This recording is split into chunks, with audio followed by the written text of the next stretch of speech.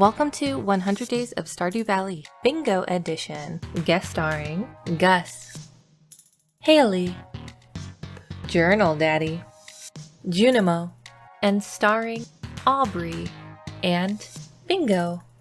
It was Stardew Valley's 7-year anniversary. I missed playing Stardew, had watched several 100-day challenges, and my favorite number is 7, so I took that as a sign that I should try out a 100-day challenge for myself. I compiled a list of the usual completionist goals and was shocked to see just how many there were. Since there were so many available goals and I haven't played Stardew Valley in a few years, I decided the best way to choose which ones to pursue would be to add them all to a bingo card and see where the game takes me. I did throw myself a bone by adding in a couple more easily obtainable tasks, like having a flower dance partner or finding the giant Junimo plushie. Let's be honest, I'm going to snag this cutie even if it's not beneficial for bingo completion.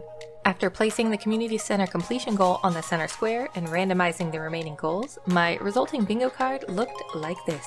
Now that we have a general idea of the goals we want to achieve, can I hit Stardew Valley bingo in 100 days? Let's find out.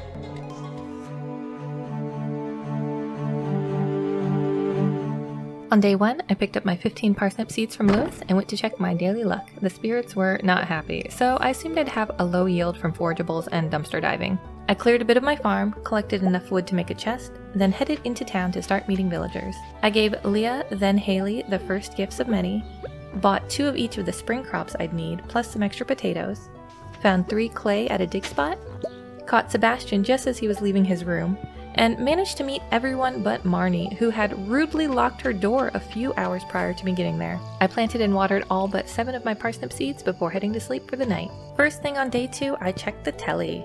Tomorrow there'd be rain, and the spirits were happy. I got the letter from Willie in the mail asking me to come to the beach, but before I did that, I needed to water my crops and plant my remaining parsnip seeds. On my way to meet Willie, I dropped down to do a little spring onion farming and introduced myself to Marnie so that my initial quest would be completed once I made it to the beach. I made it down to the pier and received the bamboo pole. I immediately went to try out, but was taunted by an unreachable bubble spot. These fish think they're so funny. I did manage to perfect the initial reel and caught myself a gold star sunfish. Not bad for a self-proclaimed fishing dunce. I fished a bit more before making my way onto the beach to try some clay farming. I headed into the forest to find Leah to give her a gift and came across a dandelion on the way, which was actually the gift I was going to give her. Perfect. Gifting the dandelion to Leah also finished up the How to Win Friends quest, and I was rewarded with 100 gold. Thanks, Journal Daddy. I headed back to town to gift Haley her second daffodil of the week, giving all these ladies flowers so that I can not be a wallflower at the dance. My flower picking paid off as I received foraging level 1 overnight. It was a rainy day 3 with mildly perturbed spirit. I checked my mail to find that Pierre was taunting me with his wares. Believe me, Pierre, if I had 2k, I would go get your stinking backpack upgrade. That letter reminded me that I had 24 clay to sell, so I loaded up my pockets and headed into town. Once in town, I stopped by the museum for a quick cutscene with Gunther, donating my first artifact and earning 250 gold for my trouble. Thanks again, Journal Daddy. I tried my hand again at some clay farming and managed to get 16 more pieces before getting distracted by an actual dig spot. I then went fishing for about 5 seconds before heading up to sell Robin my claymations. I was rolling in the money, so I took a stroll over to the local saloon, but instead of buying anything, I ran around and talked to everyone to help me improve friendship levels. I caught a couple fish at the river. While I am bad at fishing, I did find a way to be a little less bad, and that is by switching to a controller. So I literally have my controller sitting right next to my keyboard so I don't forget to switch to it. After fishing to exhaustion, I headed to bed with dreams of backpack running through my head. Oh, and I got fishing level 1. Yay! It's day 4 and the spirits are in good humor. I watered my crops, then checked all the trash cans in town before donating another artifact to the museum. I then headed to the beach for, you guessed it, more clay farming. After messing up the pattern a bit, I left the beach with another 29 clay that I sold to Robin for 580 gold. I eyed the backpack upgrade at Pierre's longingly before purchasing 11 more parsnip seeds and 9 more potatoes. Remembering the spring onion commercial, I headed down to find a literal trove of these beauties. Now, if only I can remember to use them more often for energy. Day 5 is a neutral spirit day, so I do my usual routine. Wait, Marnie found a dog on my farm? Yes, of course, I'll keep him. There was a farmer had a dog and Bingo was his name, oh. I also had a letter from Jojo, then harvested my very first parsnip. That means 100 more gold from Journal Daddy. I harvested the rest of the parsnips, then watered my crops before heading out to intercept Shane on his way to work. And yes, it is day 5, so if I had waited on my farm just a little bit longer, I would have gotten the community center cutscene. But I will let you in on a little secret. I am not very good at this game. You how you are, you just have to say that you're fine. So I caught Shane for our morning chat, and he was a ray of sunshine as usual. Then went down to the beach for more clay farming. I did pretty good with the pattern today and made it to 54 clay before deciding to call it for the day. I sold my clay to Robin for 1,080 gold, then made a beeline over to Pierre's to snag the fruit of all my clay labor. It was beautiful. I got a few more parsnip seeds to start working on the quality crop bundle before remembering that the traveling merchant was in the forest because it was Friday. Yep, nothing good. And a good thing too, because I'd spent most of my money at Pierre's. I made my friendship rounds at the saloon because it was Friday and everyone and their mom was hanging out there tonight. Okay, so it was only Sebastian and his mom, if we're being literal, but you know what I mean. Day 6 and the spirits were feeling neutral. I started the day by caring for my crops and pup, and managed to get a golden parsnip. 1 down, 4 to go for the quality bundle. Grabbing some of my extra parsnips, I headed into town. Once again, too early for the community center activation. I'll figure it out eventually, I promise. After my usual trash run, I sell Pierre my extra parsnips and buy a few replacement seeds. Then go in to chat with Caroline. She has a 2-heart event that teaches you how to make tea saplings, and I would love to get that recipe sooner rather than later. Then it's back to the beach and clay, clay, clay. After selling my clay to Robin for 900 Gs, I made a big loop around the town talking to villagers, ending up in the southern forest to pick myself up some more spring onions. Ooh, this little guy is really close to that sewage pipe. I make my way back to my farm to plant parsnips and clear a bit more of the land with the help of some big spring onion energy. Oh, and I received level 1 farming and level 2 foraging. Day 7 and it's another neutral day, but I did learn the recipe for stir fry, so that's a win in my book. Robin let me know about home upgrades and I realized I needed to start thinking about that. If not for the kitchen, then for the potential marriage in my future. I harvested and watered my crops before planting down a scarecrow to protect my precious harvest. I'd planted at least 2 of each crop needed for the community center, but I still didn't want to take any chances. And wouldn't you know, placing the scarecrow awarded me more cheddar from Journal Daddy. I'm finally ready for the day of fishing, but do you notice the time? That's right, only took until day 7 to finally activate the cutscene for the community center. I check out the gibberish on the floor, then go about my day. Yesterday's clay money made me think it wise to buy more parsnips for quality crop bundle progress. Then I went in to check on Caroline. We were on 1 heart already. Only a matter of time before we hit the big 2, and then those tea saplings are mine. I checked Lewis's trash right behind his back, but didn't talk to him as I had completely forgotten it was his birthday. Rude, I know, but I will make it up to him. I then went to check the traveling merchant. She had some deluxe speed grow that caught my eye, but I decided on the more immediate need of a birthday gift for Lewis in the form of a coconut. Now, should I have saved the coconut for Haley's birthday? Maybe? But I gave it to Lewis since I am also trying to obtain max hearts with everyone in the village. I'm sure I'll find something else for Haley over the next few days. I've mentioned before that I'm not the greatest at fishing, but 2 of my potential bingo spots require that I catch every single type of fish, and this includes the legend. A legendary fish that you need level 10 to catch, and it only appears in the mountain lake in the spring during the rain. I went to bed that night dreaming of bobbly bobbles and managed to reach level 2 in the fishing skill. Just another manic Monday on day 8 and the spirits were annoyed at me again. Come on guys, I just want to go to the mines, please.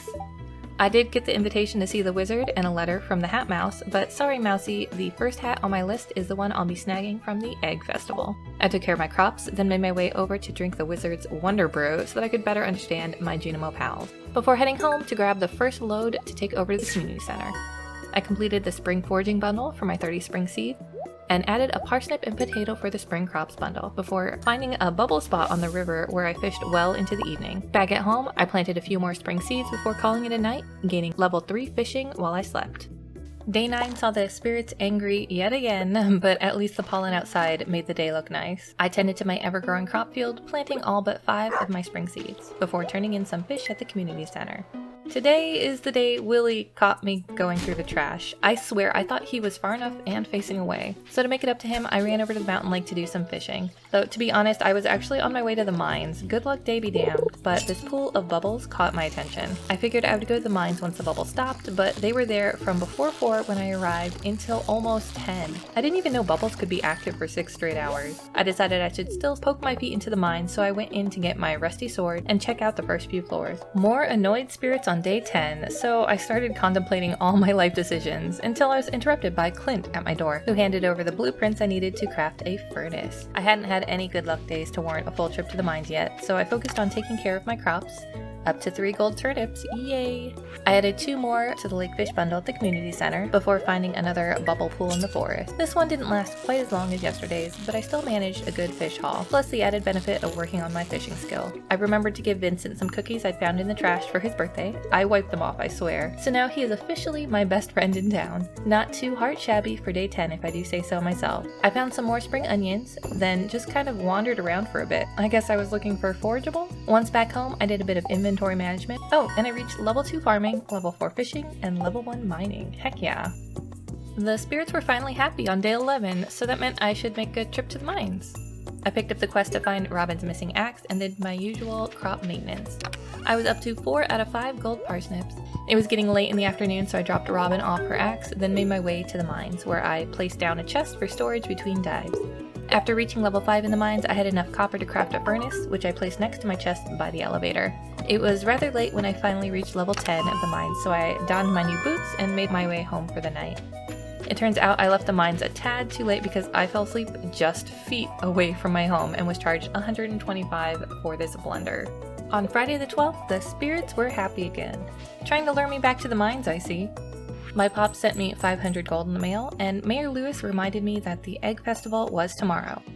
I had accrued a good chunk of change, so to be sure to save enough to purchase at least 20 strawberries from Pierre at the festival. If you're wondering why 20, completing the Springs Crops bundle in the community center awards you 20 speed grow, which can be used on your strawberries the night of the 13th to allow for 3 strawberry harvests instead of 2. I'd planted at least one of each of the crops needed on day 1, just to be sure I would be able to complete this bundle on the night of the festival. With a little pre-planning, I would be able to have my strawberry situation situated tomorrow. Since it was a good luck day, I took the geodes I had acquired at the mines over to Clint for processing, and donated most of the minerals I obtained to the museum. I was then rewarded with cauliflower seeds that I would plant right away, and melon seeds that would be stored away until summer. Since it was Friday, I went to check the traveling cart. She had a large egg that I decided to pick up to help with the animal bundles. I realized that I could now enter Leah's house, so I headed in for our first heart event. I made it to level 14 in the mines before I was swarmed by bugs and forced to flee. It was after midnight and I did not want a repeat of yesterday. I needed all my money for strawberries tomorrow. I made it to bed with 10 minutes to spare and managed to hit level 1 combat while I slept. The day of the Egg Festival would be neutral, but that was fine because my day would be occupied with preparing my farm for strawberries. I laid out a pretty funky pre-watered pattern. Wishful thinking on my part that I would be getting sprinklers anytime soon, I know. Once at the festival, I purchased 20 strawberry seeds from Pierre. I debated getting more, but thought I ought to save some money for the traveling merchant tomorrow. I did my socialization rounds before absolutely destroying everyone in the egg hunt. Okay, so I only got 11, but I found Jas hiding in a bush, so she has to count for at least 5 eggs, right? I still won the hat, and before the night was over, I made my way to the community center. Oh, right, a Linus event. I guess this is what happens when you work so much on relationship. I told him it's a shame for food to be wasted, cause it is. And besides, who am I to criticize someone for looking through the trash? I actually felt a little bad that I was probably snagging all the good stuff every morning before he has a chance to check. Gus showed up to flex his compassion muscles, and I began to wonder why he's not the mayor instead of Lewis. He creates jobs for the community, gives everyone a place to hang out on rainy nights, and cutscenes like this show he really cares about the other villagers, instead of having a sneaky and possibly exploitative relationship with one of them. I'm looking at you, Lewis. Anyhow, let me know in the comments if you'd sign my petition to replace Lewis with Gus for mayor. Just before 11 p.m., I was able to snag my 20 speed grow, returning home to plant and fertilize all 20 strawberry seeds before heading to bed. On day 14, the spirits were annoyed, so after cleaning up my farm a bit, I headed south to check the traveling cart, but came across Jas and Vincent near the sewer instead. After showing the children how brave I am, I checked the traveling merchant's wares. The duck egg initially caught my eye, but then I saw she had a few more coconuts. Today was Haley's birthday, and she loves coconuts, so I really couldn't pass up the opportunity. Needless to say, Haley loved the gift, and we were now sitting at 4 hearts. Then I creeped outside Caroline's bedroom door for a chat, but she was going to bed and I didn't have enough hearts with her or Pierre to get inside. I'll have to keep working towards those tea saplings another day. Since it was still fairly early, I headed up to the mines to grab some of the items I'd left there before heading home for bed. I had a fairy visitor in the night and reached level 3 on both farming and foraging. It was the start of week 3 and the spirits were in good humor, so I decided I should take another trip to the mines today. But first, I harvest all my spring forageable crops to turn into more spring seeds before watering my precious strawberries. Once at the mines, I made it to floor 29 before being thwarted by a monster floor. I probably should have continued until I hit floor 30, but I wasn't really feeling up to the task of all that slaying. My name's not Muffy, you know. Instead, I headed home and did a bit of inventory management before calling it a night. I have a ton of fish in my chest, but I'm waiting until I hit level 5 fishing to sell them, so they'll be worth a little bit more. I reached mining level 2 for my efforts that day. The next morning, I awoke to very happy spirits with a rainy day on the horizon, and while I honestly didn't want to head back into the mines, I realized I should if I wanted to make any progress on my bingo goals. I took care of my crops before heading into Pierre's to have a chat with his wife. My plans were temporarily interrupted by Morris waving his little coupons around, but once he finally left, I was able to give Caroline the daffodil I'd plucked outside for her. This brought us to 2 hearts, and I was finally able to enter her sunroom for a spot of tea. I would be sent the recipe for tea saplings on the next day. Oh yeah. Next, I stopped in to muscle open a jar for Haley and gave her one of the daffodils I found this morning, officially reaching 5 hearts with Haley and earning the achievement A New Friend.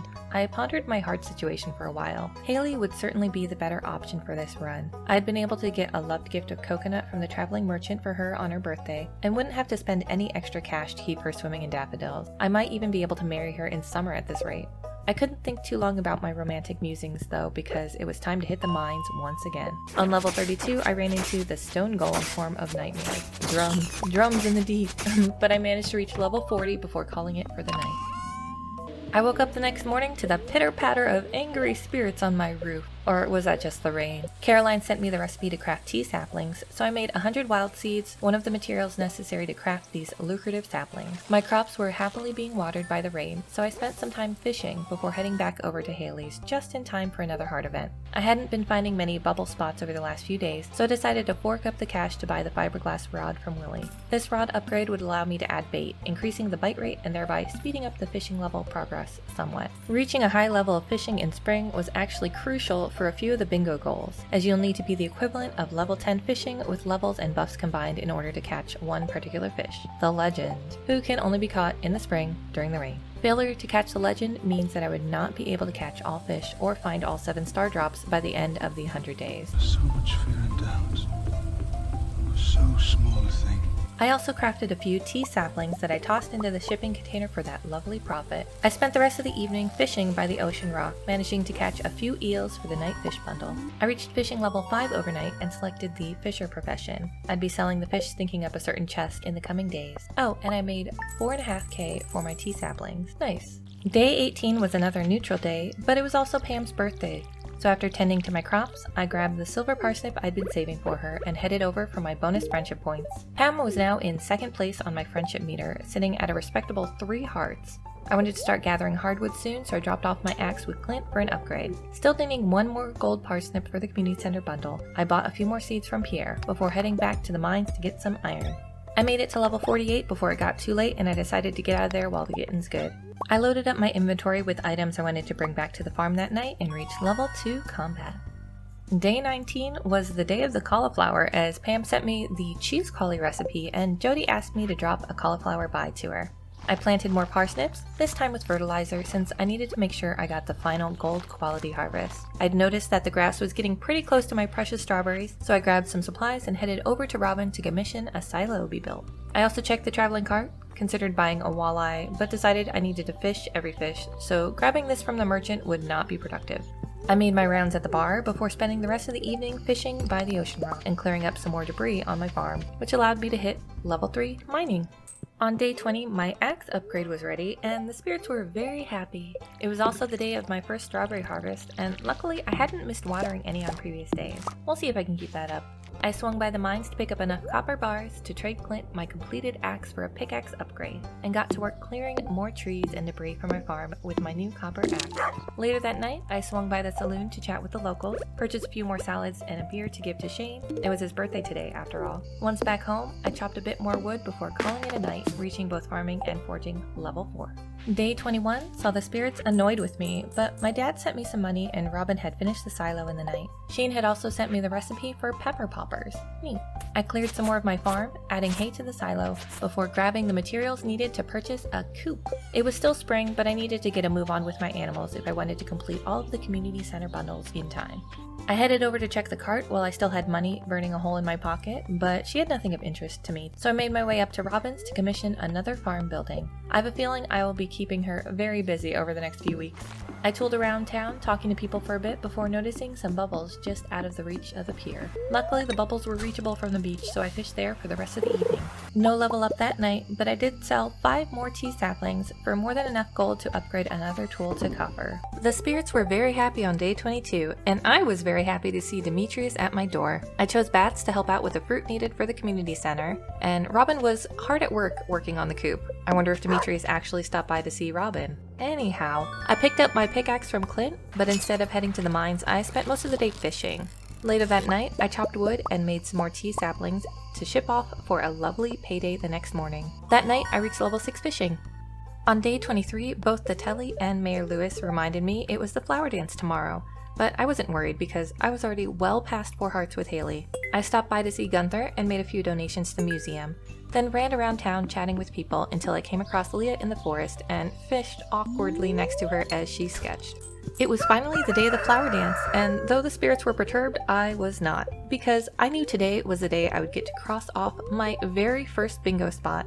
While I waited for the dance to begin, I harvested my second batch of strawberries, along with a few remaining cauliflower. Once at the festival, I bought the rare crow from Pierre, along with a few daffodils, just to be sure I could keep the hearts with Haley a-flowing. And now for the moment of truth. Will she or won't she? Well, we were at 6 hearts, so I don't think she would refuse. But quick, Mayor Lewis, start up the music before she changes her mind, or before I do.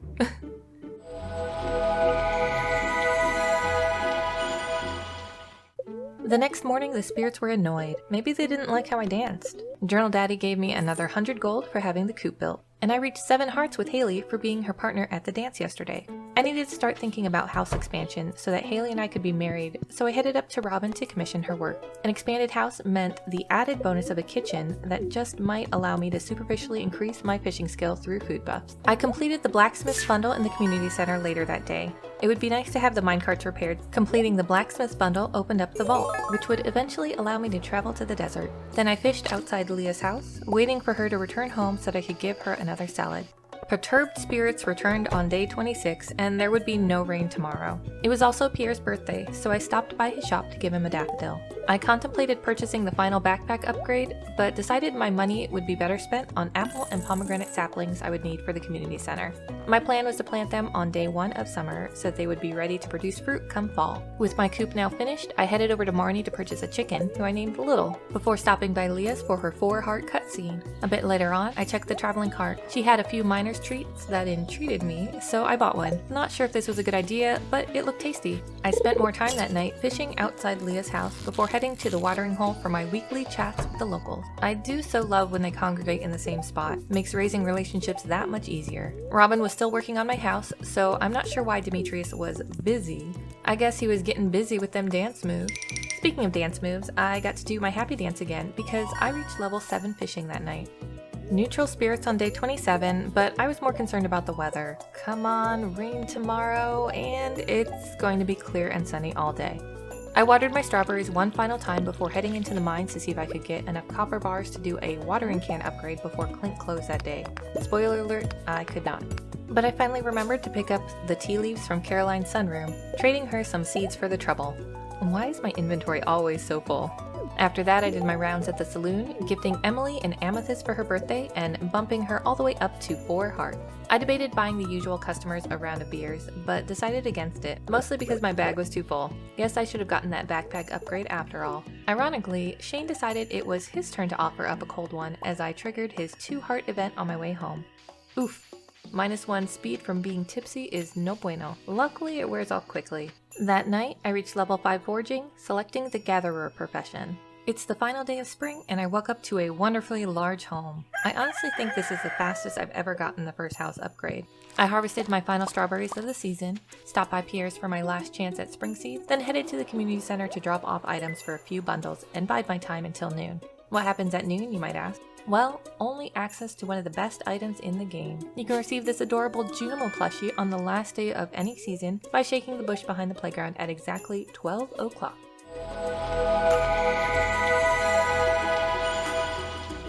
I remembered to go grab another tea leaf, and on my way found Abigail and Caroline hiding in Caroline's room. These ladies are so relatable. Next, I headed over to Clint to upgrade my axe to steel, before heading to the beach to trigger Haley's 6-heart event for a few more bonus friendship points. Still at 7 hearts, but we must be so close to 8. On my way back to the farm, I remembered to check the traveling cart, and she had a rabbit's foot that I decided I shouldn't pass up. I spent the rest of that evening doing inventory management, redecorating my house a bit, and placing my new friend in a comfy spot where he can soak up the sun during the day. How did I never notice there's only one window in this place? Aw, what a perfect little family. And thanks to the final strawberry harvest, I hit farming level 5 overnight. Tiller is the profession I chose.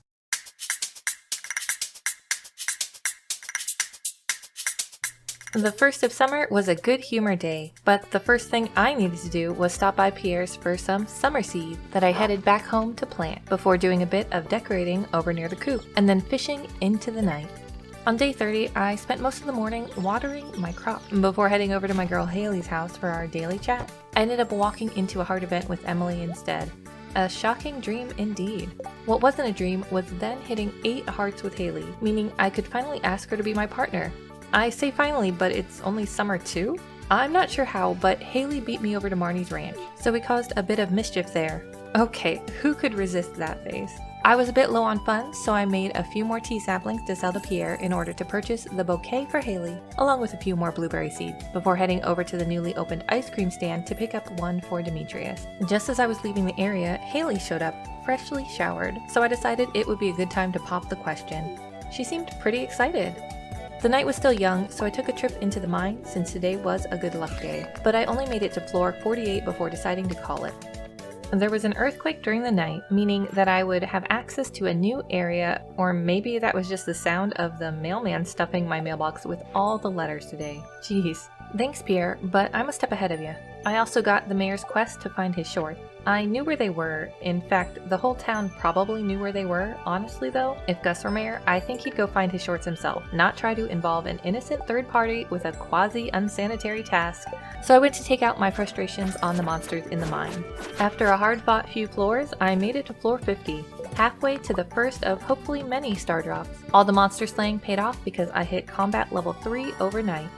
After my daily farm chores on day 32, I decided to make my way over to the secret woods with my newly upgraded axe. I would need another house upgrade costing 150 hardwood if I wanted to have children by the end of this 100 days. I know, I'm not even married yet, so I'm putting the cart before the horse a bit. I decided to go have a little chat with our friend Marnie and could see that both she and Shane had questionable items strewn about their room. No, seriously, a book open on the floor like that. I went looking for Jas to try to erase what she witnessed with Shane by giving her trash cookies I'd found before her birthday.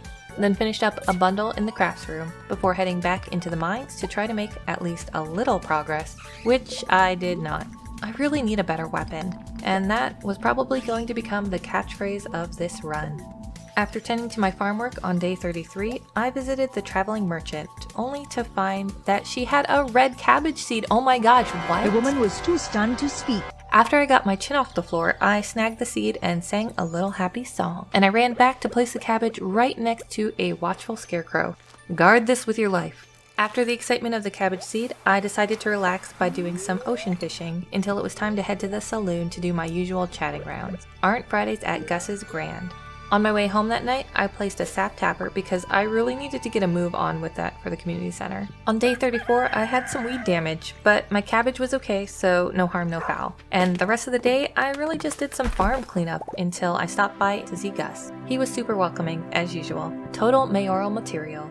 Day 35 brought more farm tending and another trip to the traveling merchant. I think my traveling merchant is reading my mind because she brought me a crocus today. Only the snow yam for winter to go. Later, I had a little heart-to-heart with Willie, when honestly I had just stopped by to sell him my latest catch, so that I'd have the funds to have the barn constructed, before taking a trip to the mines for some plant fiber and copper ore. I remembered the spa was now open, so I took a little dip before cleaning up some more of the farm. This extra cleanup session got me to level 6 foraging. It was Gus's birthday on day 36, and the spirits were happy. So happy that they made sure I had one of Gus's love gifts waiting for me in the cave. So after tending to my farm, I headed over to the saloon to gift the birthday orange to my favorite barkeep, before having Clint break open a few geodes I'd been collecting. I managed to donate quite a few minerals and artifacts to the museum that day. Next, I decided to bite the bullet and purchase a claymore from Marlin to speed up monster slaying in the mines a touch. I tried out my new sword on a monster floor with some amorous slime, and made it to floor 60 before calling it a night, reaching level 4 mining. On day 37, the amazing Gus sent me the recipe for a salmon dinner, and I was so excited to finish bundles that I loaded up my pockets and headed to the community center before I even started caring for my crops. I had hot pepper for the summer crops and a large brown egg for the animal bundle in the pantry, a crocus for winter foraging, a blackberry for fall, and 10 hardwood for the construction bundle in the crafts room, a poppy for the chef, and 10 wheat for fodder on the bulletin board. And then I completed the adventurers and geologist bundle, finishing the boiler room. Not too shocking that this was my first fully completed room. To celebrate, I purchased the 5,000 gold bundle in the vault. Later that afternoon, I gave my lovely girlfriend a flower, hoping to reach 10 hearts by the next rainy day. Then I went fishing to add more donations to the community center. I think I may be addicted to donating. And now only a few missing submissions in the fish tank. Once back at home, I finally took care of my neglected crop and snagged a cloth from the recycling machine. Another dono for my CC addiction. The wonderful Junimos did the cutest dance to activate the minecarts that night, and I reached fishing level 8. Day 38, I neglected my morning crop duties yet again, instead heading into the secret woods for some hardwood and fishing. Then I bought a brown cow named How Now, and although I gave her quartz, Marnie would still not let me into her room to retrieve the infamous shorts. I caught Maru just as she was leaving her house and gave her a birthday strawberry. Gold quality, thank you very much. Today was an annoyed spirit day, so what happened while fishing in the mountain lake shocked the heck out of me. I got my first ancient seed in a treasure chest, oh my gosh. To calm down from all that excitement, I took a quick dip in the spa, then went home to care for my crops with my renewed energy. The luau was today, so I made sure Bingo knew I'd miss him while I was gone, before grabbing the gold star halibut I'd been saving for today. What's with the cherries, you might ask? They were for the artisan bundle at the community center. Once at the luau, I did my social rounds before making the soup a little fishy, though it seemed like the governor was into that kind of thing. On day 40, the Batcave had 2 more oranges laying in wait for my pal Gus and the community center respectively. I decided to water my crops this morning, but my main goal of the day was turning the ancient seed in since the museum had not been available yesterday because of the luau. After a few more turn-ins, I completed the construction bundle at the community center, then checked the traveling cart, but decided not to buy anything. Later that night, I cleared out some more trees on the farm to make 17 tea saplings. On the first rainy day of summer, Caroline sent me the recipe for parsnip soup. What a stellar mom move. I picked a pack of completed melons, 3 were gold star needed for the quality bundle. Then I headed over to give Alex my best egg for his birthday. Since it was a rainy day, I went to check on my heart situation with Haley, but we were sitting at 9 hearts. Not quite high enough for the pendant. I wasn't sure what to do for the evening, so I checked the hat mouse to see if there was anything of interest, but nothing caught my eye. So I went to turn in a red snapper, completing the ocean fish bundle. On day 42, I found out it would be raining again tomorrow, so I mentally prepared for how I could reach 10 hearts with Haley that next day. Luckily, gift giving would reset for the week today, so I'd be able to gift her twice. There was a good variety of fruit in the Batcave, and I had harvested even more items needed for bundles, so I made my way over to the community center to deposit the red cabbage, complete the summer crops bundle, and made another dent in the artisan bundle. Then headed over to Pierre's to, another cutscene. This one with the singular intent of making sure I knew I would not be crossing Prairie King off my bingo sheet. You and me both, Abigail. I donated more artifacts to the museum to pick up my pumpkin seeds for fall, before gifting Haley a sunflower. Still at 9 hearts, but there's still hope if I gift her something good again tomorrow. Then I headed to the mines, where I made it to level 68 before calling it for the night. As I was drifting off to sleep, I realized I had forgotten to check the cart. But I did manage to reach level 6 in farming. Halfway through summer, and if this season was anything like spring, then this would be my second and final chance to snag the marriage pendant until fall. I spent most of the morning cleaning up land around my farm, then grabbed a daffodil I'd set aside for Haley with the hopes of reaching 10 hearts. The flower did the trick, and I earned the achievement Best Friends. Heck yeah! I headed down to the beach to purchase the mermaid's pendant from the old mariner. It would cost me 5,000 gold that I'd been saving for the vault bundles, but I was able to sell off a few items to Pierre to snag the crystallarium from the 25,000 gold bundle. I would be placing a jade into the crystallarium in hopes of trading them in for staircases at the desert trader. I headed back to Haley's, but instead of being able to propose, we ended up in a tiny red room that I offered to help decorate. That was not the right answer, but she accepted my proposal even after my blunder, even offering to do all the prep work for the ceremony. Later that night, I hung out in the secret woods fishing and harvesting hardwood, and hit level 7 foraging. Day 44 saw another storm on the horizon.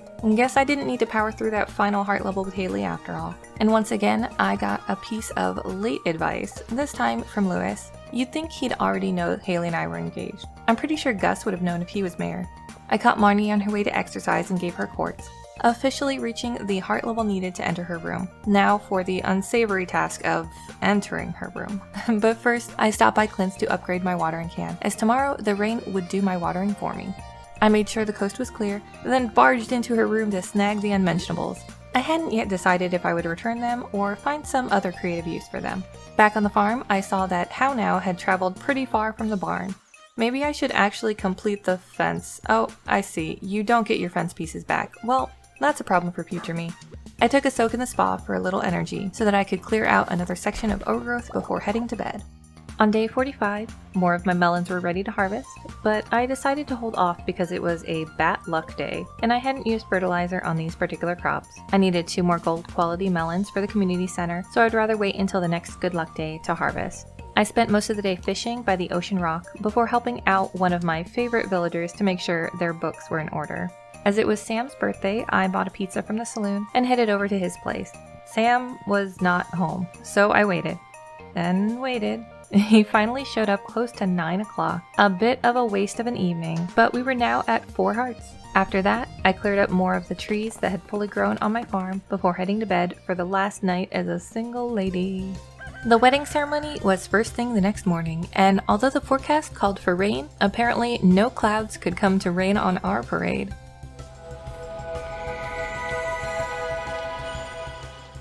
I harvested some melons and now had the 5 needed for the quality crop bundle, just waiting on corn now. I decided to take a trip over to the community center to check on bundle progress and donated a catfish, omelet, and purchased the final 2 bundles in the vault. Then it was time to purchase a milk pail from Marnie, as How Now was now a large cow. I spent some time in the mines and managed to hit level 70 before heading home to clear out more of my farm. I hope Haley doesn't mind me getting home so late. But look at the cutie Junimos fixing the bus. Oh, and I reached level 4 combat. On day 47, I picked the final 2 corn needed for the quality bundle, along with a satisfying blueberry harvest. Then I checked the traveling cart, but didn't buy anything. Instead, I spent a little cash upgrading my hoe to copper, before heading to the desert for the first time. I didn't have much of a plan for my trip here aside from gifting Sandy a flower, though I did end up purchasing honey for the community center. After returning home, I made a trip to the community center to complete the artisan bundle with my newly acquired honey, as well as the quality crops bundle with my gold melons and corn, and the exotic foraging bundle with a coconut, cactus fruit, and oak resin. It was Demetrius's birthday, so I surprised him with a gold strawberry, then immediately discovered why I've had such a hard time finding grapes this season. Next, I headed to the mines where I reached floor 75. On day 48, Demetrius sent me a nautilus shell in the mail. Thank you. I decided to spend part of the day making progress in the mines and reach level 80 before tooling around town for a bit, eventually making it back to the farm to clear out more trees and rocks. It hadn't felt like I'd done much today, but I hit level 7 farming and level 5 mining. I chose geologist. Haley didn't want to get up on the morning of day 49, and if that isn't a mood, then I don't know what is. Luckily, the spirits were in better humor than Haley, so after tending to my crops, I checked the traveling cart. I eyed a few items there, but ultimately didn't make a purchase, instead picking up my hoe from Clint's in exchange for a steel pickaxe upgrade. It was summer, so the beach was the place to be. While at the beach, I fished near the ocean rock until my energy waned and I used my last piece of bait. When I got back to my farm, it was still fairly early, so I grabbed a snack and cleaned up additional trees. That night, I reached fishing level 9. It's day 50, so we're halfway through the challenge. So far, we've completed 3 bingo spots, have 5 villagers at 5 hearts, reached level 5 on all skills except combat, have made about 140,000 gold, and completed around 70% of the community center. I had a few more items to drop off for the bulletin board bundles today, before having an awkward conversation with Demetrius. You know I'm married, right? Next, I ordered the big coop upgrade from Robin, then blasted my way in to see the dwarf. Today was the dwarf's birthday, so I brought him a topaz. But I'd only found 2 scrolls, so my thoughtful gift had no impact on our relationship. I made a quick trip to the desert for coconuts to gift Haley, and placed down a musical note to make sure I knew when anyone was coming or going from the farm.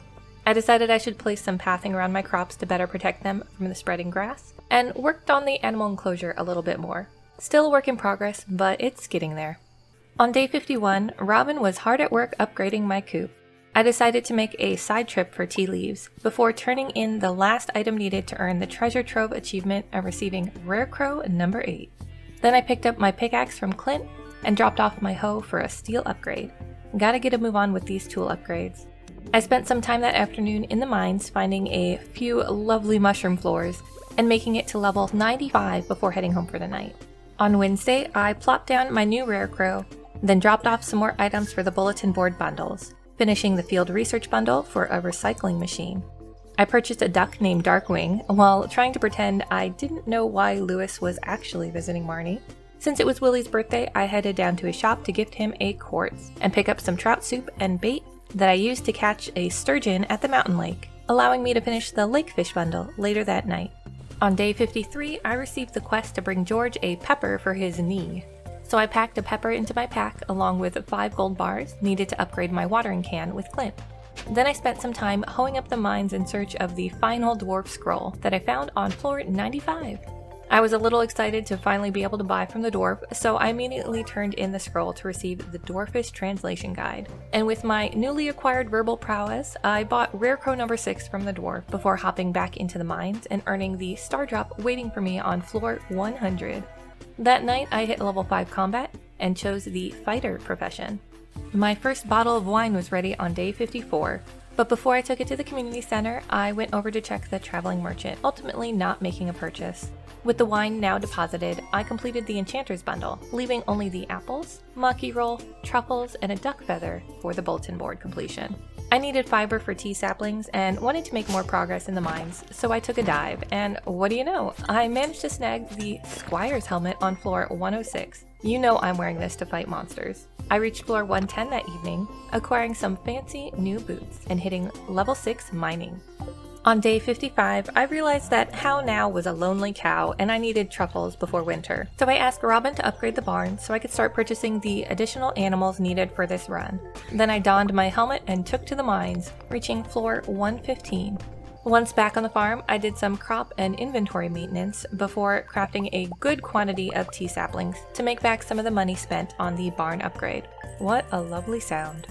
On the final day of summer, Haley watered the crops for me. This would have been a laughably fruitless task, except some of my crops were corn and would survive the changing of the seasons. So, thanks babe. I made some maki rolls for the community center before checking in with our merchant on wheels. I decided to purchase a rare seed this time as it was the last chance before fall, and I bought a large goat milk to give myself some breathing room on how quickly I'd need to purchase animals. I also picked up an eggplant, but I'm not really sure why. But I did turn it into the community center along with the goat's milk and maki roll. We're getting so close on all of these bundles. Then I headed to the mines where I reached the bottom, earning the skull key and access to the desert mines.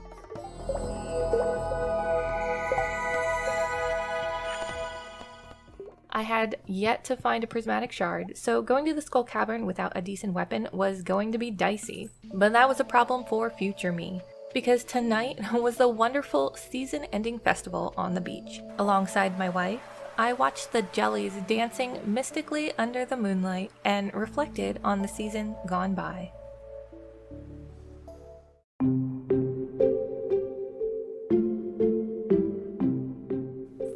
On the first day of fall, I spent all of my money on seeds from Pierre that I planted back on the farm. It was dark by the time I finished watering, so I foraged for the forageables needed to complete the fall bundle and was awarded 30 fall seeds. Now I only need the snow yam in order to complete the crafts room. On rainy day 58, Robin had finished up my barn upgrade, only to get immediately to work on the special orders board for town. I hope she's getting hazard pay for hefting that big metal hammer out in the storm. I remembered today was Penny's birthday, so I grabbed an emerald I'd been saving and headed off in search of her. Luckily, since it was raining, she was pretty easy to find hanging out at home. That gift jumped Penny up to the ever-growing list of villagers in the 5 Hearts Club. That afternoon, I did some river fishing for the walleye and tiger trout needed to complete the river fish and night fishing bundles.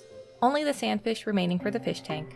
I couldn't pass up the bubble spot calling to me as I headed to the mines, so I fished for a bit before heading to the mines for the rest of the evening in search of plant fiber. That night, I hit foraging level 8.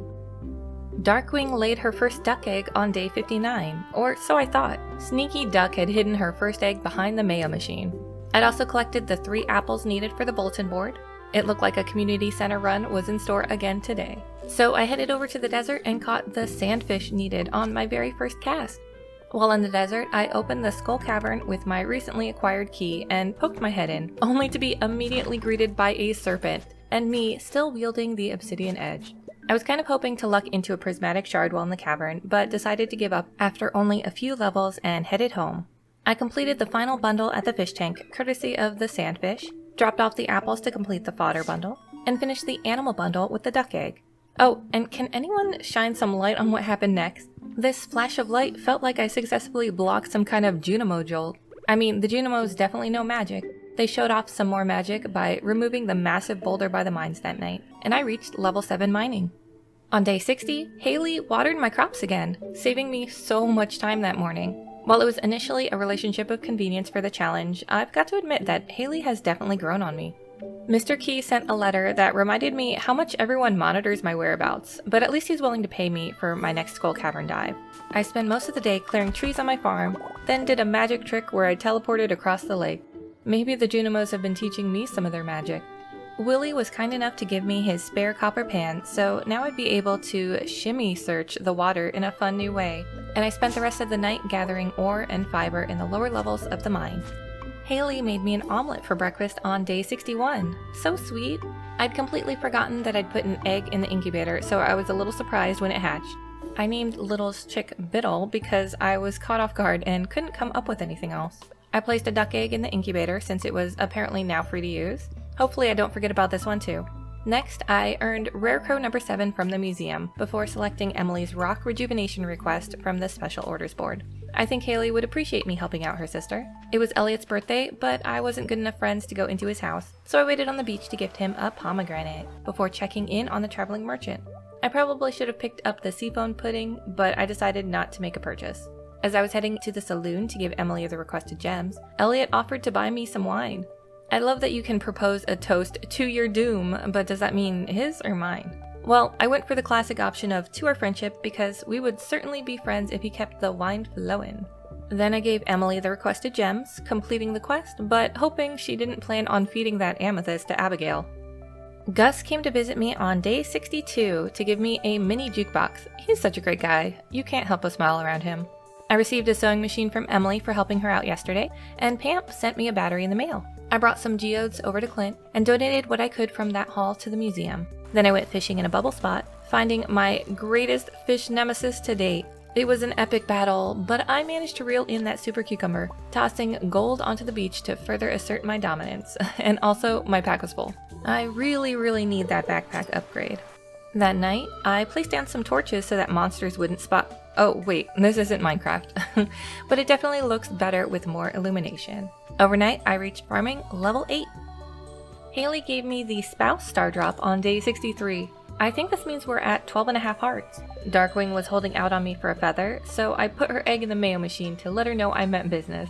I sold some produce to Pierre before heading over to check the traveling cart. She had one of the rare crows I needed to complete my collection, and while I could wait until the ice festival to snatch it up, I decided I should get it now while it was at a touch of a discount. Only 3 more rare crows to go before my collection's complete. I spent most of the evening in the mines until I face tanked one too many times and had to head home for the evening, but I did reach level 6 combat. On day 64, Haley once again proved she was a good marriage choice as she offered to winterize the house. I know it doesn't really mean anything in-game, but it's a thought that counts. Linus asked me to find his basket, and I racked my brain to remember where it was. It'd been a while since the last time I had this request. My first cranberry harvest was ready, so I sold them to Pierre for a nice payday that I used towards the purchase of the final barn upgrade I'd need to buy pigs. On my way home, I spotted Linus's missing basket beside the tunnel. I headed down to grab the basket and realized I'd never actually entered the tunnel. So I went in, and it was so dark I almost missed the lockbox on the wall. Thank goodness for my little glow ring. I returned the berry basket to Linus before heading into the secret woods for some late-night hardwood farming. I misjudged how long it would take me to wade through all the grass on my farm to get home and ended up passing out right at my doorstep. I hope Haley is able to carry me inside. She may not have carried me in last night, but Haley did take pity on my exhausted state by watering the crops again. Wow, guess you don't need sprinklers if you marry early on. Linus had sent me the recipe for sashimi, and I discovered Dr. Harvey had charged me almost 1,000 gold for my medical care. Ugh. Mayor Lewis also reminded me of the Stardew Fair being held next week. I needed to make sure I had a good Grange display for a leg up to purchase the Stardrop and one of the rare crows needed for progress on my deluxe scarecrow bingo spot. Later that morning, I picked up the biome balance request from Demetrius and asked Clint to upgrade my pickaxe to gold. I ran around collecting blackberries and chatting with villagers for the rest of the evening, and worked on a path to the southern exit of the farm so that I was less likely to have a repeat of last night. On day 66, I found out that I had reached max hearts with bingo, and was quite upset that I hadn't thought to add that to my completion list. Now, with the barn fully upgraded, it was even more sad seeing how now all alone and lonely. I'd been struggling a bit to keep up with funding for all the projects I was working on, but purchasing a pig was fast approaching the top of that list. Since I didn't need to water my crops, I went back to the tunnel to place a battery in the lockbox. This gave me the task of bringing a rainbow shell to the train platform, which tasked me with placing 10 beets in Lewis's fridge. Okay, Mr. Key. I don't think I want to ask what message you're trying to send with that one. I had to clear up some confusion between Demetrius and Robin surrounding tomatoes. Then I commissioned a second silo for my farm, as I need to start stocking up for winter. I fished for the rest of the evening until I finished up the biome balance request. On the morning of the 67th day, I earned the Homesteader achievement and reached max hearts with Haley. This was shaping up to be a wonderful day. I had a new duck hatchling named McDuck, and Darkwing had dropped the feather I needed for the community center. The yams were ready that morning, along with a batch of grapes that I could use to make summer seeds. On my way into town, I caught Haley catching Jas and Vincent catching Penny up on their schoolbook woes, and then tried to take care of my own financial woes by selling my latest harvest to Pierre. How much do pigs cost again? I was still a bit short. So I turned in the duck feather at the community center to feel accomplished. That seed maker is going to come in handy, now only missing the truffle for the bulletin board. I also turned in a yam for fall crops, meaning that I would have the greenhouse once my first pumpkin is ready. I stopped by Jody's to give her some birthday cake and earned the networking achievement, then gathered up some more goods to sell to Pierre. I sold just enough seeds to reach 16k before racing over to Marnie's to purchase my new Piggly Wiggly. I also gave her a bunch of amaranth she'd requested for her cows. I remembered my pickaxe was done, but didn't reach the shop in time. You said you're open to 4 and it's just now 4? Seriously, Clint. I spent the rest of that night foraging and planting trees awkwardly along the northern path. I discovered winter roots would produce winter seeds in the seed machine, so I generated a few winter seed packs to be ready for when my greenhouse was available in a few days. Marnie stopped by in the rain on day 68. Guess she was really desperate to get that cave carrot. She said to stop by her place someday between 9 and 5, but I think we all know that means only on the 5th Friday of the 2nd week. Lucky for me that when I stopped into Marnie's with the cave carrot, it was a Friday in the 2nd week, so she was home, and very anxious to get that treat. She practically sprinted around that counter. The pumpkin I had fertilized with Speed Grow was ready this morning, so I turned it into the community center, officially unlocking the greenhouse. Only the snow yam and truffle are left to donate before the community center is complete. Today I remembered to grab my gold pickaxe from Clint before closing time, and headed to the mines where I completed the Insect Monster Slayer goal. Wow, I'm not even close on any of the other goals. But at least my dreams of community center completion are one step closer with the mystical dance of the greenhouse Junimo. I wish I could tell you I had some grand plan for the greenhouse crops, but I really don't. Today was another cranberry harvest day, and I was able to purchase the final backpack upgrade with my profits. When I got back home, Haley had made plans for a cakewalk and requested I bring a chocolate cake into town on the next sunny day. I'd never married Haley before this run, and so I was looking forward to seeing this new to me event.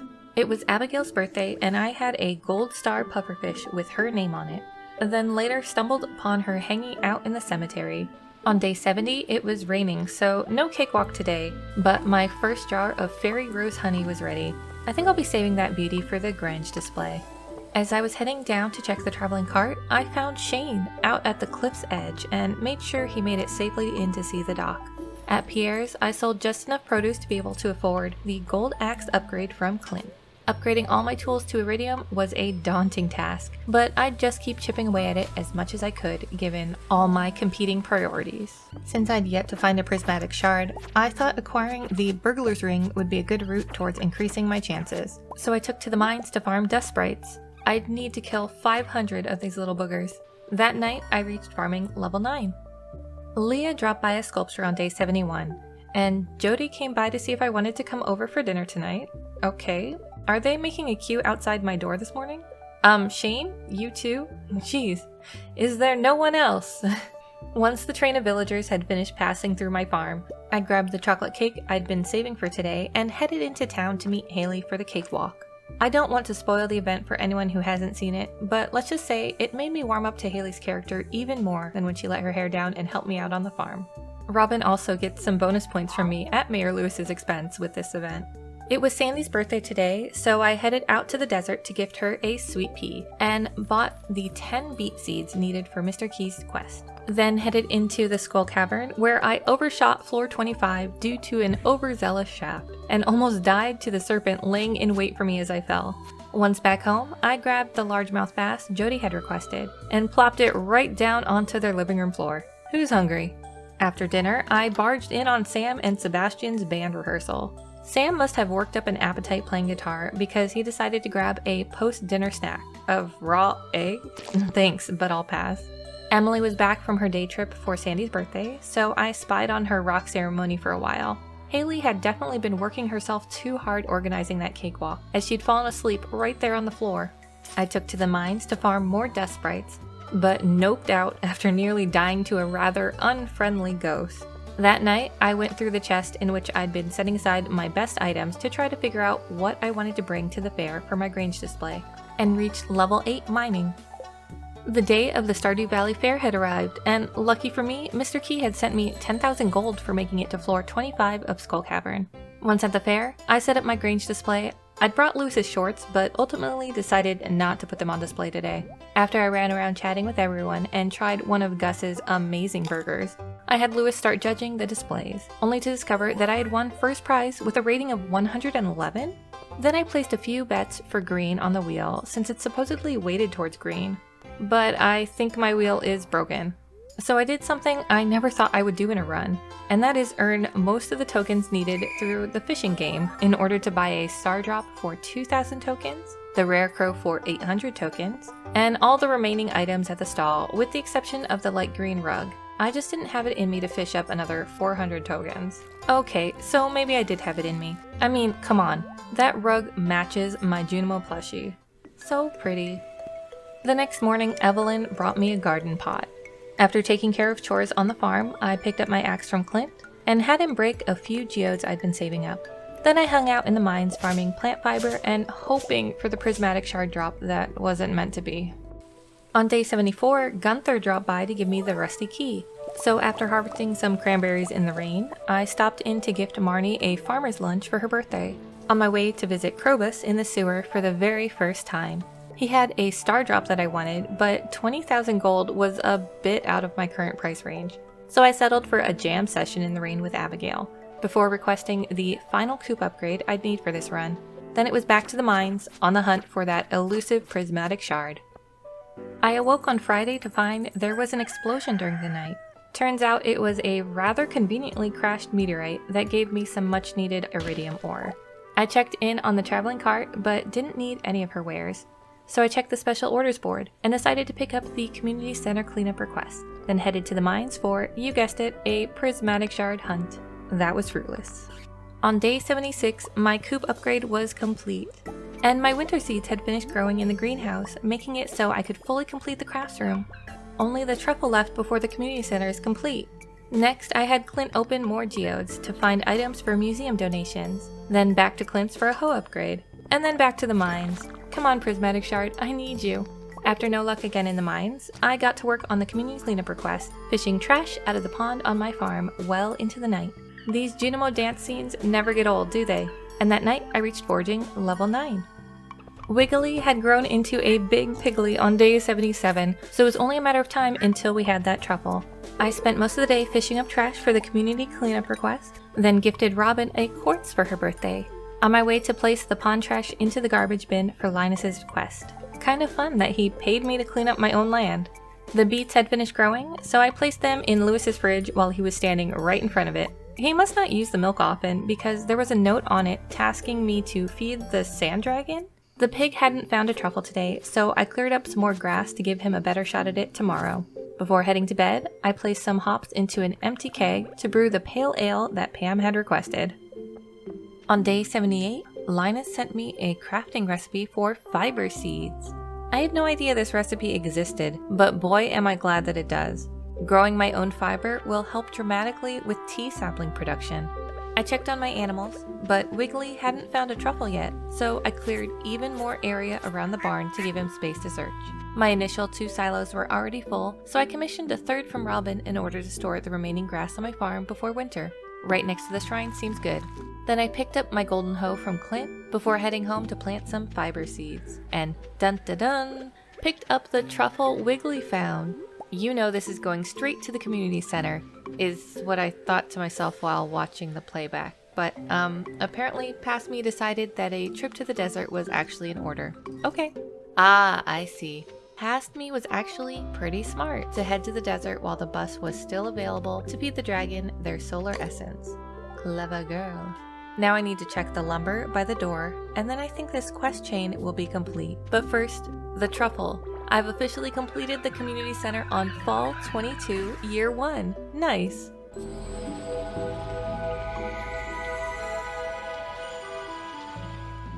Once back home, I checked the logs for Mr. Key's quest and found the club card needed to access the casino in the desert, then headed to the quarry for a little explosive diamond mining to round out the night.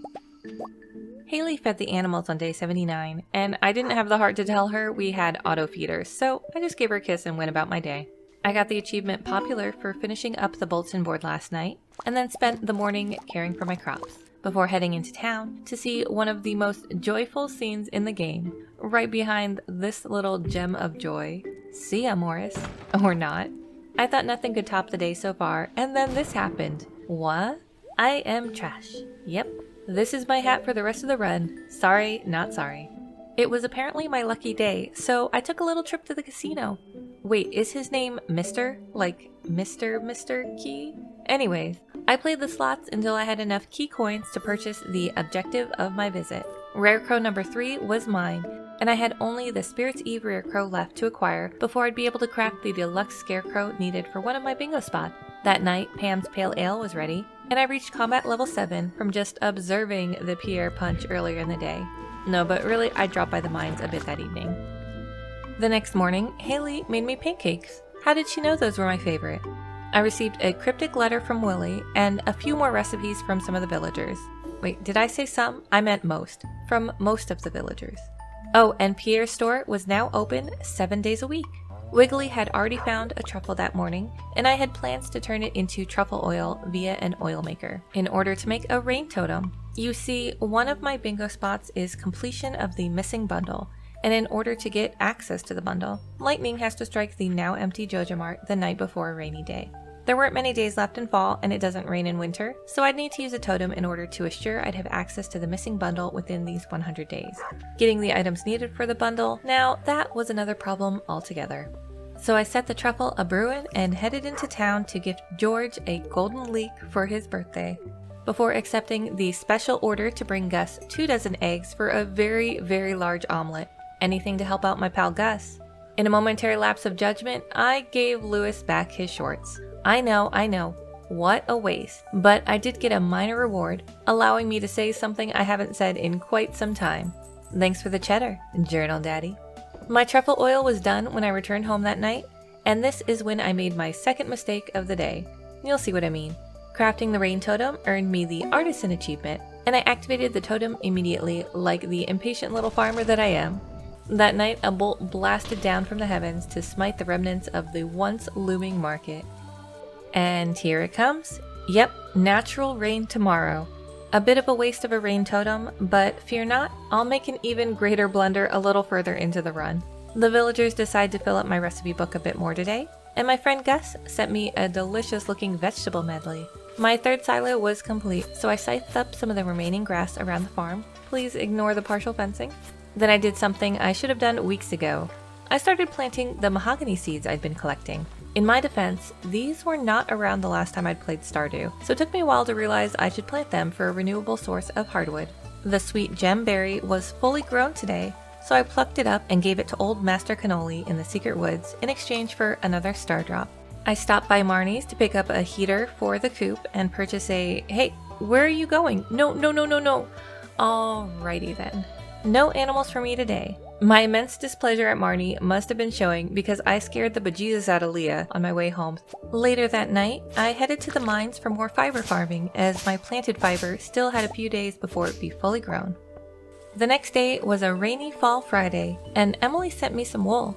Maybe I could knit a scarf to ward off the coming winter chill. I checked the traveling cart and decided to purchase a sturgeon. I would need caviar for the missing bundle, so I put build a pond on my ever-growing list of priorities. When I stopped into Marnie's today, she was actually working, so I purchased Billy the goat before heading over to Robin's to commission that pond. But first, she taught me how to craft the flute and drum blocks I heard I'd need later on for Ginger Island walnuts. Next, I poked my foot into the quarry mines for the first time. Excuse me, what is that? I managed to kill the floating skulls eventually, but barely escaped with my life. I definitely need a better weapon before coming back in here. The rest of the night, I took on levels of the regular mine that were more my speed, looking for plant fiber and just hoping for that elusive first prismatic shard of the run. On day 83, I headed back to Marnie's for the third day in a row, this time purchasing the white chicken I'd need for the all normal animals bingo spot. I had a bit of a theme going at this point, so I named this chicken Riddle.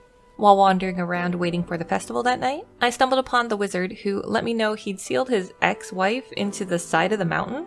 I'd deal with fetching his ink another night because it was almost time for the Oh, okay. Let's do some stargazing first, I suppose.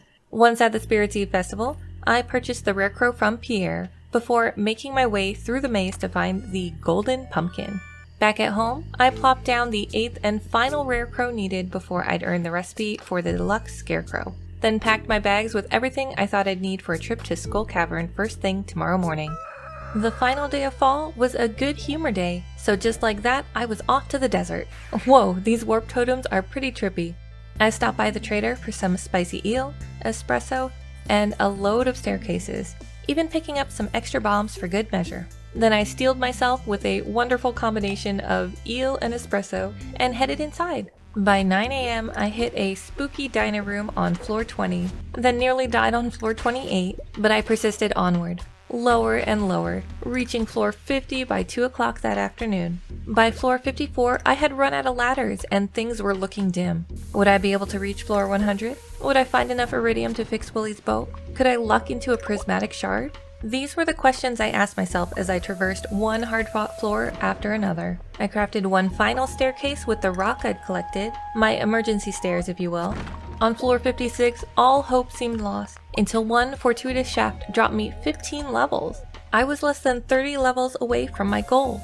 With my renewed resolve, I started blasting, finding another friendly shaft that dropped me 13 floors while on floor 73, and ultimately made it to floor 100. But wait, a red slime egg is nice and all, but where's all the fanfare? Looking it up later, I found that Mr. Key would not be waiting for me on floor 100 until I found his secret note, which would unlock until I got the magnifying glass in winter, tomorrow. I'm torn whether or not I can mark the reach floor 100 in the Skull Cavern spot off. Back at home, I found the deluxe rare crow recipe waiting for me in the mail, but I was missing the plant fiber needed to craft it. So instead, I did my final harvest of the season before heading to bed. Fall closed out with me reaching level 9 mining and level 10 farming, selecting artisan.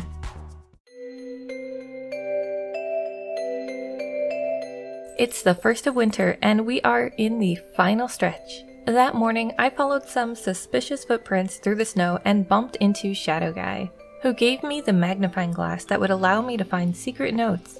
I began to wonder if the Shadow Guy was my pal Krobus, so I went to visit him. But he didn't mention my morning encounter. Instead, he opened up a tunnel for me to find the dark talisman needed to access the wizard's ex's Bastille. My fiber was done growing, so I harvested it so that I could craft the deluxe scarecrow to complete another bingo spot.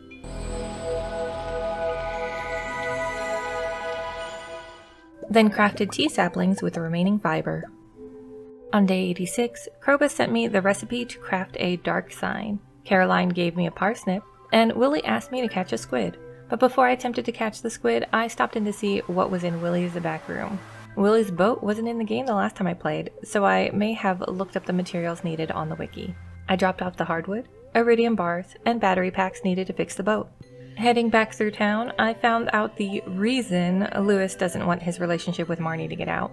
Then purchased the Stardrop from Krobus to fill my mind with something other than the dysfunctional relationship between Lewis and Marnie. That night, Robin and Willie got to work repairing the boat.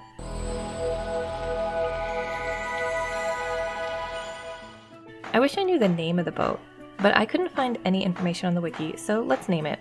Let's see. It takes you to Ginger Island. Ginger's Island? I mean, wait. Wasn't Ginger one of the passengers stranded on Gilligan's Island? It can't be. Is this the SS Minnow? Was Stardew Valley populated by the descendants of the people who wrecked on Gilligan's Island? I'd need to head to the island tomorrow to search for more clues, but I've got a suspicion. The next morning, I packed up some supplies I'd need on the island and headed out. But first, I wanted to drop by a birthday gift for Linus and ask Robin to get started on a stable for the horse I'd need for one of my bingo spots. Robin must have been anxious to get started on the stable because she dashed out of the house ahead of me, nearly running poor Linus over. Don't worry, he was okay. When I reached Willie's shop, I considered purchasing the iridium rod, but decided to hop on the boat and hope that the maiden voyage of the newly repaired SS Minnow would go better than the previous launch. Look at us go. Watch out for that ship. Oh, sorry. Am I being a back boat driver? I was so excited to be on the island, so I ran about on the beach before noticing a small child watching me from the tree. He ran off, so I followed him to see if he knew what became of Ginger. He did not seem to. Then a flame led me north. Excuse me, do you know? Alrighty then. Guess I'll just do some exploring on my own. I found a parrot who wanted 10 of the walnuts I found to shoo away the turtle. Then another who wanted 20 walnuts that I didn't have. I'll have to wait to unlock the island hut, but I can still plant some crops while I'm here. It was getting late, so I warped home to make sure I was there in the morning for Haley. On a snowy day 88, Haley repaired fences around the farm. I actually didn't know a spouse could do that, but maybe she got a few tips from Robin while she was here working on the stable. Since the stable was in process, I decided I should get a move on with purchasing the other animals needed for that bingo spot. So I purchased a rabbit named Roger, then headed over to the saloon to drop off the 24 eggs Gus had requested, before catching a ride with Willie over to Ginger Island. Once there, I met a mystery woman. Journal Daddy told me her name was Birdie, but I'm not convinced. Could this actually be Ginger? I thought the strange voice from behind the door might be able to help, but I'd need to find 100 walnuts to actually talk to him. 19% there. Not bad, not good, but not bad. I cheesed my way past a few tiger slimes to reach another few walnuts, before playing a nightmare game of Simon Says that had me lost and confused inside a cave for 5 in-game hours. These 3 walnuts better be worth it. While running in the dark trying to remember the way home, I panicked and gave the first parrot I saw 10 of my precious walnuts that I should have been saving for my cabin. Luckily, this opened up the Parrot Express and I was transported to the dock lickety-split. Relieved that I wouldn't pass out lost on the island tonight, I even stopped to shimmy up some goodies on my way to board the boat back home. The next morning, Gus sent me a mini fridge, and my stable was finished, so I named my horse Winnie and took a spin around town on my loyal steed, before interrupting Willie's morning fishing for a trip back to the island. It was raining on Ginger Island, so I found the topaz bird on the northern island and somehow managed to power guess my way to 5 more walnuts. Then I tried going into the volcano. It was pretty scary, but I managed to reach level 5 around midnight, and there was a bird there who offered to take me to the exit for 5 walnuts. Geez, these parrots sure do know how to get me with the promise of an escape route. On day 90, I got to work expanding my strawberry crops in the greenhouse. Probably not the most lucrative crop to grow, but I love strawberries. Then I headed back to the mines to slay some monsters, specifically the dust sprites needed to unlock the burglar's ring. Only to find out I still had a long way to go on that goal. So I headed back to the mines for more monster combat until the sleepy hours. Pierre stopped by on day 91 to say he'd be offering different seeds for me to purchase from him next year. Please ignore the seed maker next to the door. You see nothing.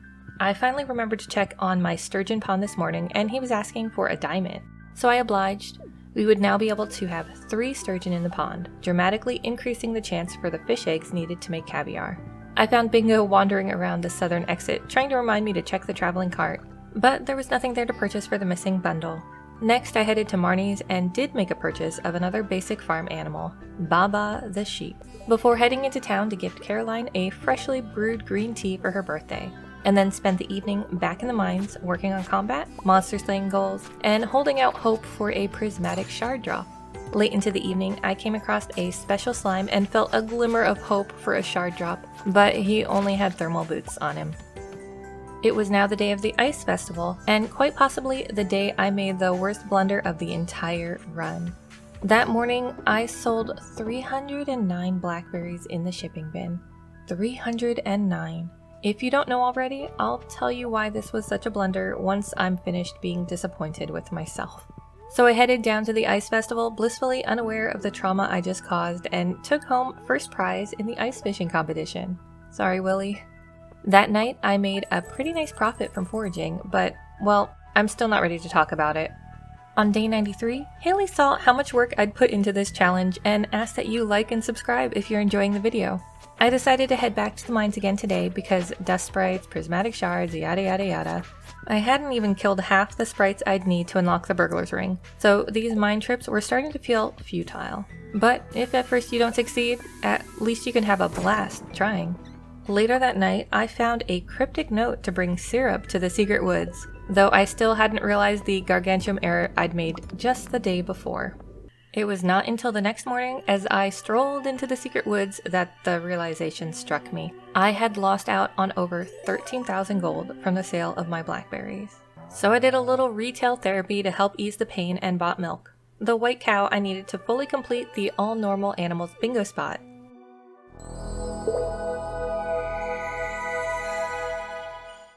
Next, I ran over to see Sebastian and gift him a frozen tear for his birthday, before fishing up some sturgeon to add to the pond.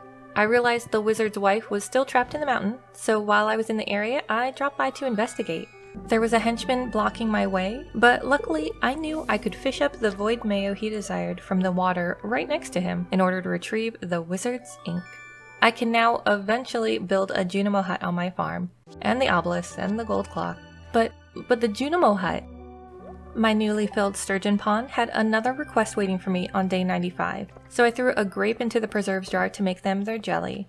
I was in the mood to take on requests this morning, so I picked up the Cave Patrol quest from the Special Orders board, but got sidetracked by a bubble spot right outside the entrance to the mine. After fishing, I got to work on clearing skeletons from the mines by resetting floors 70 to 79 well into the night. The fishing diversion did pay off because I reached level 10, selecting Pirate. Arrgh. Oh, and I hit level 8 combat. I'd only managed to kill 18 of the 50 skeletons needed the night before, but I had 3 days to finish this quest, and only 4 days to reach bingo in this challenge. Oh my gosh, where has the time gone? My pond had produced roe today, but even if I made caviar, I don't think I have time to collect the other items needed for the missing bundle. I knew I needed to get back to hunting skeletons, but fishing in the mines was calling to me instead. Really glad I answered that call because I managed to fish up my very first dino egg while trying to catch the extremely rare ice pip on floor 60. I spent the rest of the night slaying skeletons on the frigid floors, running home in time to place my new dino buddy in the vacant coop incubator. On day 97, I checked on my heart situation and was disappointed to find out that I was only at 7 hearts with my buddy Gus. To remedy this situation, I grabbed an orange and headed over to the saloon, only to find that the door would be locked for another hour. No wonder he'd been closed that morning. Gus had been preparing that ginormous omelet I'd supplied the eggs for. Needless to say, the omelet was a hit. And after gifting a few more townies, I had my 6th resident at 10 hearts, with Robin and Gus trailing close behind at 8. An added benefit of working on the Cave Patrol quest is that I completed the Skeleton Monster Slayer goal and was rewarded with a fancy new hat for Winnie. I found the skeleton motherlode as I continued questing in the mines that evening, and managed to kill the final skeleton needed for the quest as the sleepy hours arrived. Day 98 was a good humor day, and Roger had dropped a foot overnight. Lucky me. I'd completed my immediate tasks in the mines and thought a trip to Skull Cavern was in order, so I loaded up on bombs I'd need there. Before I departed, I had Clint open a few geodes, including a golden coconut that held a beautiful banana sapling inside. Then it was off to the desert, where I stocked up on staircases and other goods. I wasn't as decked out as my previous trip, but my goal today was just to find a prismatic shard. No need to traverse all the way to floor 100 to do that, is what I promised myself as I took some serious damage on the very first floor. And it turns out I was right. On floor 9, as I saw my life flash before my eyes, I also saw that radiant flash of prismatic goodness that let me know my trip was not in vain. Now I just had to make it out of the cavern with my loot intact. So I tucked tail and ran for it. Am I proud? Not particularly. But I know what will make me feel better about my choices. The Galaxy Sword was now mine. It had taken until day 98 to finally have a weapon I felt comfortable hefting about in the more dangerous dungeons. Was it too little too late? While in the desert, I stocked up on starfruit seeds, before heading back to the valley to do my social rounds at the saloon to round out the night. I received a few more recipes on day 99, and then crafted up a good batch of tea saplings with my freshly grown fiber. I had given up trying to earn 1 million gold in this 100 days, but I was hoping to hit at least half that by the end of tomorrow. I replanted more fiber, making sure to have a seasonal rare growth standing guard, before packing up seeds and other items I wanted to bring with me to Ginger Island. Next, I stopped by Pierre's to sell my tea saplings, and purchased one of each of the tree saplings he sold. I wasn't sure yet if I was going to plant them in the greenhouse or on the island, so I decided I would just take them with me and decide once I got there. Once on Ginger Island, I went to work planting the crops I brought with me, and did a quick scan of the beach in search of stray walnuts. Then I headed to the night market to do some shopping, and catch a show that really mermaid my night. We've reached day 100. Let me take you on a tour. You know what? A tour is overrated. To be honest, I am a bit embarrassed at the state of my farm, so I decided to plant trees in the greenhouse to show that I am working on it. And all of a sudden, it was somehow afternoon. I needed to get a move on if I had any hope of getting bingo. My best shot at reaching bingo today was retrieving the golden scythe from the quarry mines. While my initial venture into that mine had been, well, terrifying, I had hoped that the Galaxy Sword would see me through to the scythy end. The entrance of the quarry mines was quiet. Too quiet. In fact, most of the mine was quiet. Oh, there you all are. Well, here goes nothing. So I started slashing. Once at the end of the mine, they tried blocking my path to reach the scythe with all manner of stones, but I'm happy to report that I was victorious.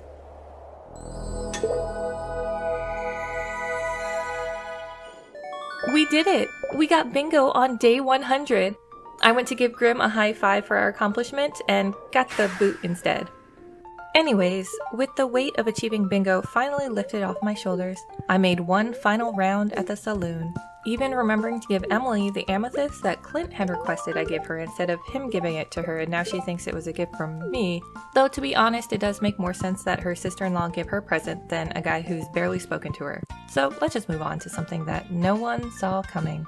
If you had told me that I would be spending the final hours of my 100 days fishing, I would have laughed. Not just chuckled, but really laughed. Though, you know, it is rather peaceful down here. And I managed to catch the 3 fish unique to this location and event, a task that is vital if I wanted to achieve perfection. Though I managed to hit the original bingo goal I set out for, I want more.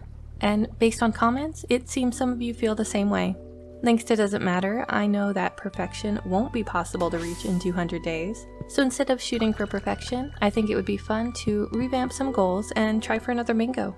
I removed the goals we already achieved and threw a few new ones into the mix. Though I did keep the Skull Cavern goal because even though I technically reached floor 100, I still had the quest to meet Mr. Key there, and was itching to give it another go. With 39% of the vote, reaching Mr. Key's Walnut Room was voted most vital goal, and made it to the center of the bingo board. Then I randomized the remaining goals, resulting in our bright and shiny new bingo board for the next 100 days. I've already started recording for this next challenge and thought I would finish up the year in this video. And boy does something exciting happen on the very last day of winter, so make sure to stick around for that. But without further ado, let's get back to our winter wonderland. Haley decided to start our new challenge off on the best foot by making me pancakes on the morning of day 101. To say I was disappointed in the state of my farm after that first 100 days would be an understatement, so to remedy this, I got to work organizing. I also cut down my outside fruit trees to expand my tree tapper farm. Today was the wizard's birthday, so that afternoon I was off to see the wizard to gift him a gold quality purple mushroom. Then I picked up the wizard's quest to slay ghosts for some ectoplasm. Partially because it was his birthday, but also because I ain't afraid of no ghosts. I rounded out the night by catching Willy a squid, and did some shopping for the final night of the night market. On day 102, I received a letter from Lewis letting me know that Caroline was my secret friend for the Feast of the Winter Star. I was kinda hoping for someone I had a low relationship with, but oh well. I did some work in my greenhouse, expanding my strawberry field, before heading to the mines to hunt some ghosties for the wizard, and finding the ectoplasmic specter on a lovely frozen infested floor. Then I spent the rest of the evening working on my disheveled farm. On day 103, I continued to work on cleaning up my farm, stopping briefly to drop a few omni-geodes into the sturgeon pond, then handed the ectoplasm I'd collected last night over to our friendly tower dweller. Next, I stopped by Robin's to rearrange nearly every building, like literally everything except the pond. And I also commissioned my very first shed. While attempting to finally purchase the iridium rod, Gus and I learned the hard way that Willy had crabs. But I managed to purchase the rod from Willy and used it to haul up the legendary glacier— no wait, he got away. And again. Alrighty then, maybe another time. Feeling defeated, I went home to add more paths around my soon-to-be constructed shed. The next day was Evelyn's birthday, so I gifted her a diamond, then traveled to Ginger Island and decided to finally unlock the dig site. I set the professor free, apparently just in the nick of time. I felt bad for taking so long, but his name is Snail, so he must be accustomed to things moving slowly. I received a few golden walnuts for answering some trivia for Professor Snail, that I googled the answers for, of course, and explored the area north of the dig site, reaching a lovely total of 13 walnuts. I really wanted to unlock the island cabin, so I headed to the volcano where I managed to collect a total of 17 walnuts before passing out on floor 4. No cabin tonight, but I was now officially a level 10 miner, selecting the gemologist profession. When I woke up the next morning, I found a journal scrap in my backpack that would lead me to another walnut, and apparently Willy had to drag me back to the boat last night. Sorry, Willy. Robin requested that I bring her 10 pieces of hardwood, but the hardwood I currently had was intended for my next house upgrade. My shed was ready, so I started laying out my cakes in a convenient yet accessible pattern, before taking a trip back to Ginger Island to continue spelunking in the volcano. On floor 6, I came across a new mob that really burned me up, yet I managed to escape the volcano with the 20 walnuts needed to finally unlock the island hut. It felt rather strange waking up alone on the island that next morning, but I had a lot to do today and more time to do it in than usual, so I made my way straight to the volcano. I was on a mission today, a mission to reach the top, and just after 11, I'd made it to the 5th floor. Shortly after 6 p.m., I'd achieved my goal, scoring a few golden walnuts, a prismatic shard, and last but not least, marking off the first bingo spot of this new challenge.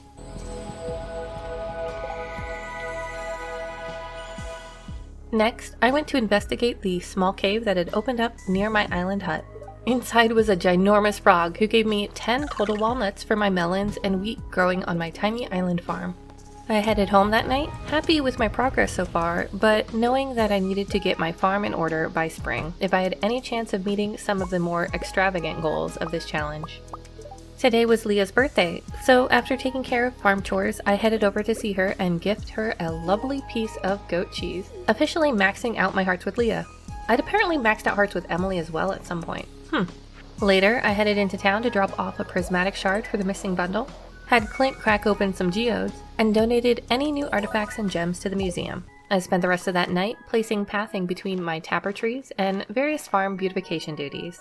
Aw, look at Bingo keeping my side of the bed warm for me. On day 108, I decided today was the day I'd try again for the legendary glacier fish, since he can only be caught in the winter and time was running out. With the help of a fishing food buff, I managed to catch him lickety-split. Yay, my first legendary fish! That afternoon, I dropped off the caviar for the missing bundle, then headed up to Robin's to buy a stack of wood since her prices would be going up come spring. That night, I took to the mines to gather bug meat for a quest I'd picked up for Willy, and crafted a good quantity of tea saplings for the funds needed for my next house upgrade. Why, hello there, Santa! Today was the Feast of the Winter Star, so after doing some farm chores, I headed into town with a cup of tea for my secret friend Caroline. Then Willie gave me, dun-dun-dun, some magnet bait. I was kind of hoping for the tea set, but this is nice too. I made sure to talk to everyone before heading home for the night to place down pathing for my new storage area. Day 110 was a good humor day, and it was finally going to rain on the island tomorrow.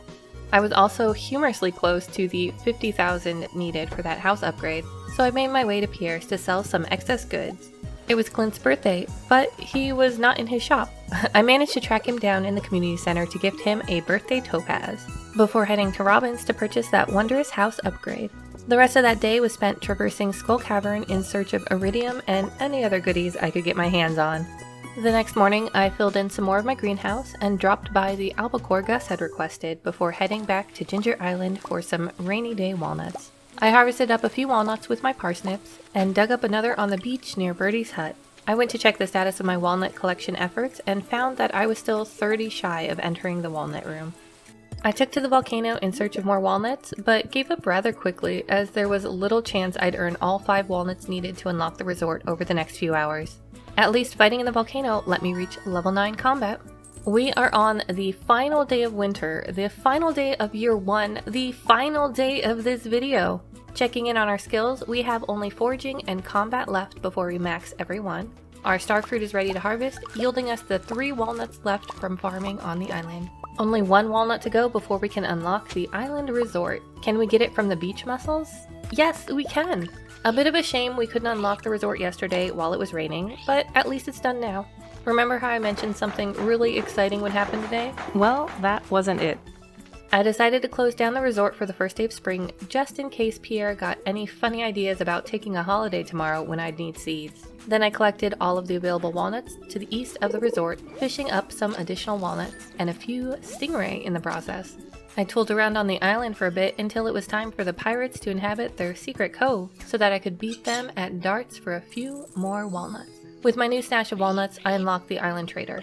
Unlocking 2 island locations on the same day must be the exciting thing I was talking about earlier, right? I mean, how often does that happen? But it's actually not. I headed home after a long day on the island. Robin was still hammering away on the side of the house.